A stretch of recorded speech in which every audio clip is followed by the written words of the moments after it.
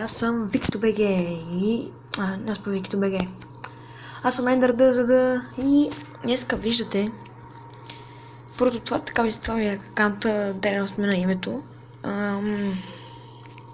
Това е сайт, който може да си проверите какви често ви последват и това тук го рефрешвате. Но на мен толкова много време ми отнема да го рефрешна и затова имам да си почакам.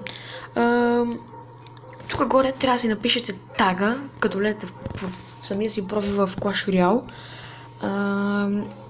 което може сега да ви излезе на екрана, нали, къде да таковате, къде да влезете и нали, къде да гледате и какво да направите. Също може да излезе на екрана.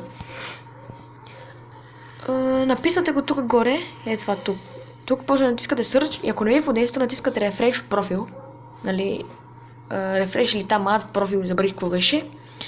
Като го натиснете, ще го рефрешне и ще ви покаже вашия профил. Тоест, ще разберете, защото ще ви напише името.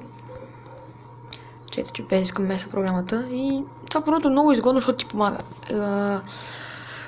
Аз глася да правя един много голям opening chest. Сега спечелих по другото един Crown Giant Chest, обърках се. И него ще го паза. Сега ще вземем един Magical, Legendary и още един Giant. Това ще бъде опенинга. Това исках да само да ви покажа. Тук мога да гледате какви честове, какви батълки, такива работи сте, какво сте правили. И надявам се видеото да харесало. Ако е така, абонирайте се за канала ми и харесайте видеото. Чао!